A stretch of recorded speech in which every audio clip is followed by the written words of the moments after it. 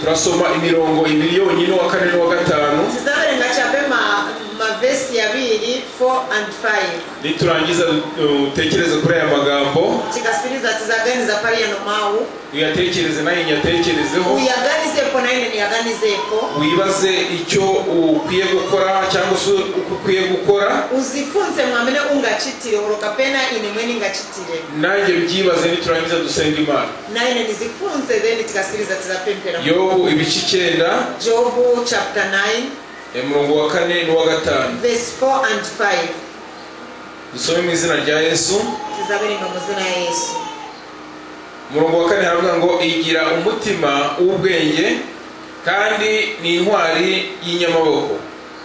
Ninde wayinangiye umutima akagubwa neza? Yimura imisozi itayimenye ikayubikana uburakari bwayo. Usubiremo umurongo wa 4. Igira umutima w'ubwenge iri na mutima Mungu alina mutima wa nzero ni intwari y'inyamaboko ni wa mkuru mkondo. Ninde wayinangiye umutima ndani anarimbisira Mungu mutima akagubwa neza na kumbera za bwino. Hari akabazo Parika question mark. Umurongo wa 5. Verse 5. Yimura imisozi itabimenye Mungu amachosa ko mapiri nishisiya nazibe ikayubikana uburakari bwayo na kuyabonekana ukari wake. Wakira ijambo ry'Imana. Sipokerere mbwino mawe ya Mungu. Dusomye ijambo ry'Imana rikomeye. Tabenga mawe ya Mungu yorimba. Ijambo ry'Imana umukozi w'Imana Yobu yavuze. Mawe yanagamba osebenza wa Mungu Job. Igihe bari bamaze kumusura ba Elukana bamaze kumubwira bati nyamara uratubeshya Yobu.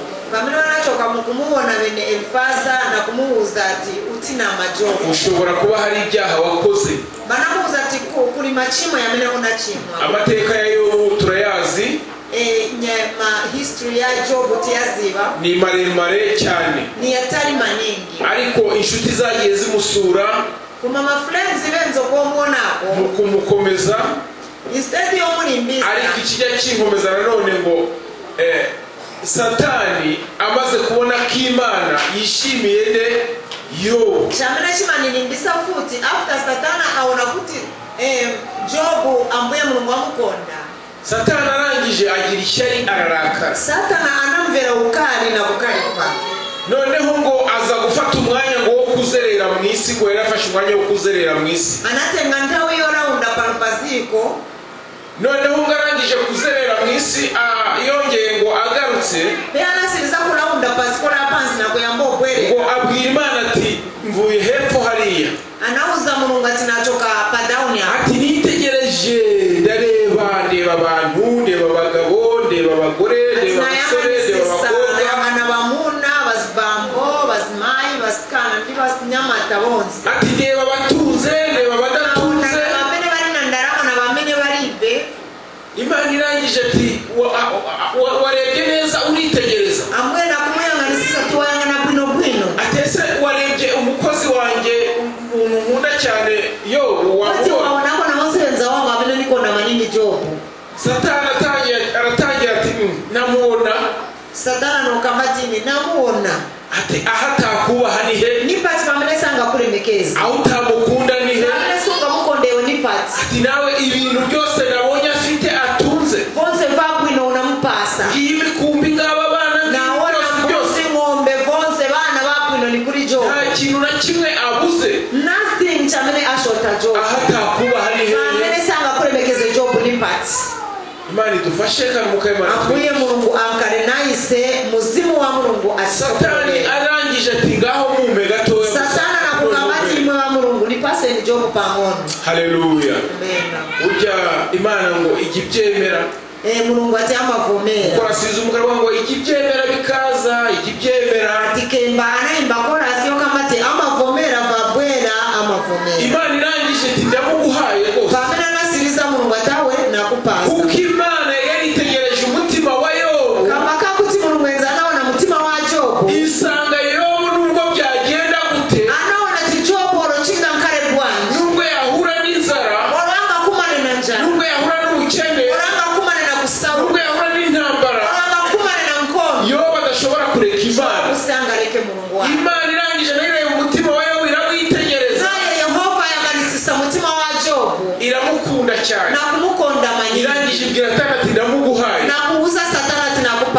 kuko icyozi nuko umutima wa Yobu ngewe mwifitiye. What I know is that heart ya Job inenini nayo Satani aragenda yigaragura mu mutima. Satani anaenda kuri Job mu cyuma cyake. Aragenda yigaragura mu bana. Anaenda mu bana ba Job. Yigaragura mu mikumbi. Anaenda muri ng'ombe za Job, mbuzi, mbere. Ibintu byose arabyangiza cyane. Anaononga.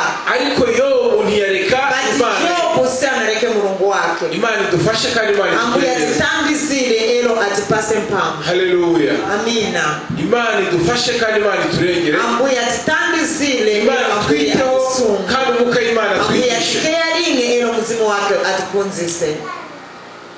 Arangije inshuti ziza kubimenya twihuse. Banaziba mwa fast Musa chedwa. Saramusura babimenye mbere baranyarwa. Mutandarira bonse banaziba fast na kubwerako. Inshuti ze zigezeho ngo zikayavuga ati hangane. Bamene ma friends banafika benze kumurimbisa kuti sorry. Bandi bagezeyo bati bose umva ko mubonye Yobu. Bena banakamba kuti Job pamene nakuona. Ntabwo uzakira. Awe isunga pole boy. Ntabwo uzongera kuba umuntu. Boy isuza kakara ko umuntu na. Abandi bakamukomeza ati Yobu ihangane. Bisa kuti Job ulimba chabe. Ko mwijuru hari Imana. Chifukwa kumwamba kuri Mulungu. Bigatuma Yobu nawe yibuka isezerano. Chenzo nenda sa Job na hivyo kukumbuka. Garangiza nawe agakomera. Akasiriza na hivyo enzolimba. Igihe ngo cyageze babona yuko byabamukura n'imyamba. Patai muna kuchosera Job kufala. Nawe udasanzwe. Anadwara Musa believer. Ngo bashaka uburyo bazajya burya urukoma murarubona runo rukoma rukuntu barubabura rw'isina. Ati banasakira mu mutandizira na matepo ya banana. Ngo bakarubabura bakarurambika. Bakateka matepo ya banana bifyaka pamuliro then bafaka pansi. Noneho bakamurambika hakiri. Bazamuteka bamugoneke pokuti ya mbere. Bakongera bakanura bagashyira mu nzu. Bazayanura monga bayanura vindu. Ariko umutima wa Yobu ntabwo wigeze ureka Imana. Umutima wa Job sunareke Mulungu. Imana idufashe kandi Imana itugirire neza. Amuyatandizira zishitereza bwino. Ibyo bamuryamishagaho byose byasigaranaga n'umubiri we. Zanezo muboneka ko zonse zovara zenzo sara na tupi ya we Satani yari yarawusabye. Satani ezana pempa tupi ya Job. Imana igibyemera. Ambuye amavomera. Ariko ntiduheranwe nabyo. Kumasivi matitenga Imana idufashe kandi Imana itugire neza. Ambuye Mulungu atitandizira zishitereza bwino. Inshuti ze ngo zihageze ziramufasha. Pamene ma friends banafika. Zirasenga.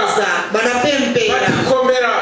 Banakamba kuti abandi bahageze bati Yobu turabona igikwiriye. Bena banakamba kuti Job chamene tiwona. Ko wakwihakaniye Imana. Ukukana chabe uyu Mulungu. Ubuse iyi ni Imana uyu ni Mulungu wabanje wamene upempera. Ubona warubashye Imana bene karakanye. Wenze likulemekeza Mulungu mo. Ukagira ubutunzi bugana kuriya. Wenze na chuma chambi. Ukagira ubwo ushiraho. Chasira chuma. Ubungu Imana iracyakuza. Ayushua Mulungu akuziba. Ubwo ngo bamusuye bamwe. Abo bambwera kumuona. Yubaka bumva ariko ati sinzareka Imana yawe. Job anabambera na kubahuza ati siningasiye Mulungu. Haza kujyayo bitwa ba Elukana. Kunayenda kona bena wati wene Elukana. Elukana namusura. Elukana anaenda mukumuona. Nuko nawe ajya gusura. Munga mwamina makubwa. Arangije tumva rero Yobu ibi bintu ntabwo byumvikana. Iyi ntabwo ari Imana ukorera. Ntabwo wakorera Imana yo mu ijuru. Ishobora byose. Itegeka uburwayi. Itegeka ibintu byose bikayumvira. None we yarangiza ikareka ibi bintu bikakubaho. Ntabwo byumvikana. Ariko Yobu umutima we ntiwahakana Imana. Imana yacu idufashe. Ese ndakubaza nanjye nibaza. Buriya Yobu yaza kuwemerera Elukana muri ati ndayiretse. Ngati Job enzana vomerera Elukana kumuza ati na. Byari kugenda gute buriya? Sembe viri bwanje. Byari kugenda gute? Sembe vinachitika bwanje. Satani yari kubatsinze. Sembe Satana anawina. Ariko yarahakanye. Bati anakana. Yanga kwiyanduza. Anakana kuzifipisha. Yanga guhemukira Imana. Anakana kushitira Mulungu. Ahagarara ku maguru ya abiri. Anayimirira pamendo yake ya ahamya Imana. Na kukamba kuti Mulungu nimuvomera. Haleluya. Amen. Imana idufashe. Bene data mushiki wanjye. Sister wanga na brother wanga. Mu bisi mu bihe dusohoyemo. Madesi yameneta Afrika moyano. Urasabwa guhamya Imana. Uvomekeze wa kuvomera Mulungu na mutima wako. Urasabwa guhamya Imana ubiboneye. Kumukamba Mulungu. Urasabwa guhamya Imana utumvanya abandi bantu. You testify your God who never. Ugahamya Imana yo mu ijuru yayindi.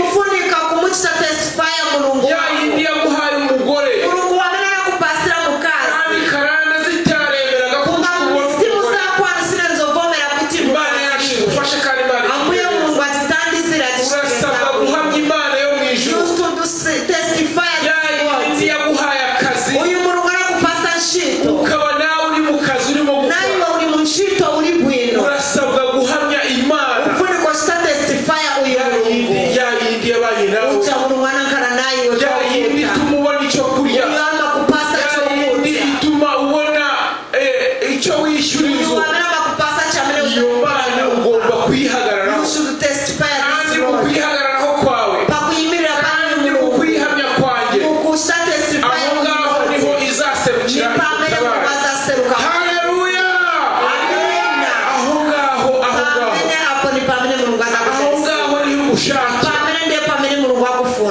aho ngaho niho ugushakira akufuna mu testify. haleluya Amen. nubwo bitameze neza orokuti siviri bwino ariko ejo bizamera neza mayiro bizakara bwino. haleluya Amina amina. Yobu yavuze ijambo rikomeye so manakamba weti yo ngo nzarinda mpfa anakamba nizaka feramo ngo ntikwiyeho kubinyangamugayo sinzaka zichosako. haleluya Amina.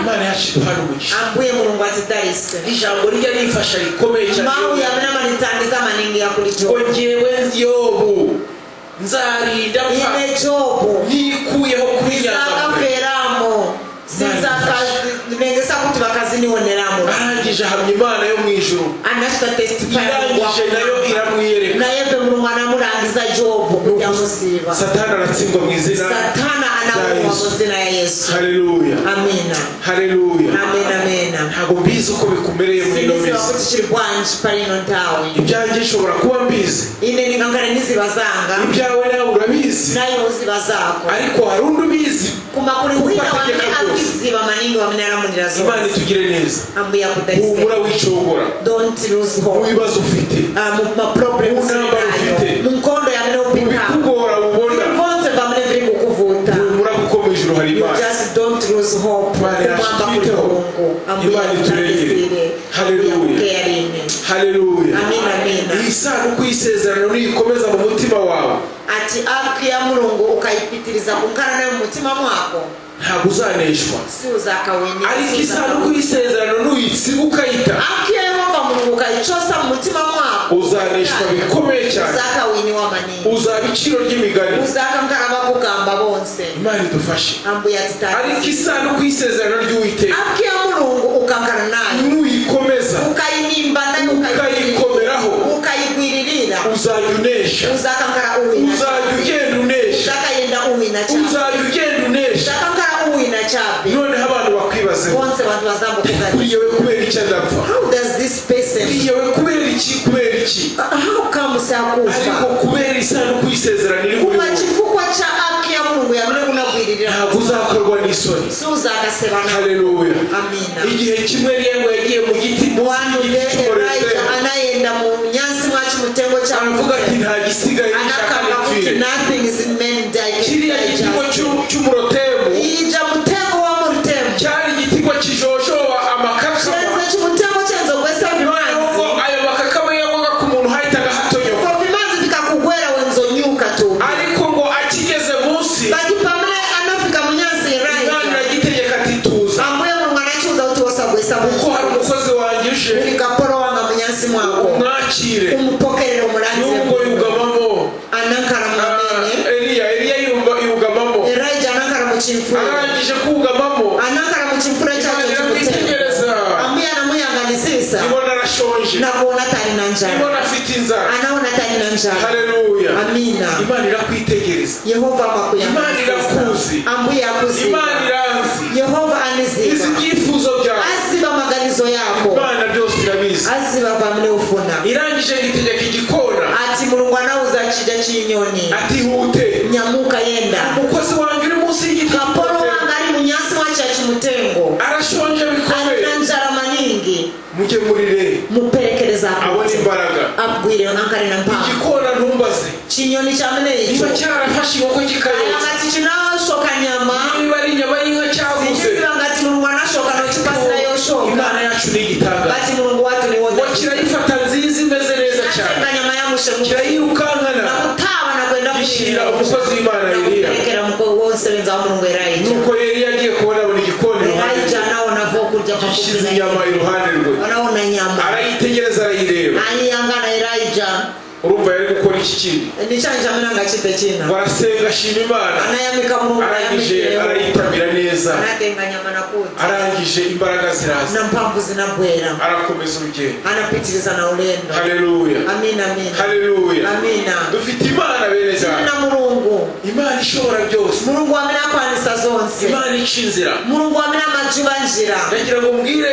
yewe umuntu uvuga ngo iyo mbimenya nifuna nikuuze wa muntu amina makamati sembelenzo ziba mbimenya wari kubigenza gute ati unaziba sembelenzo Imana yabishatse Mulungu kuri mwamina nafuna iyo bimenye wari gukora iki nothing you Imana ariko yabitegetse kanani mecha amina ungachite kozi Mulungu enzanara kulira ngiyo mbimenya sinshake ati semeni naziba semesina kwatiliwe ngiyo mbimenya simushaka ati semeni naziba semesina chikwatiliwe kuti mwamuna ngiyo mbimenya au mandi gatini naziba sigaho kwitabira siya kukamba pari ivo it was the plan iyo Imana yo mwijuru yenze ni plan ya Mulungu iyo yategetse ambuye Mulungu ndiye anaramurira Imana yashigufashe ambuye Mulungu atidarise iyo mbimenya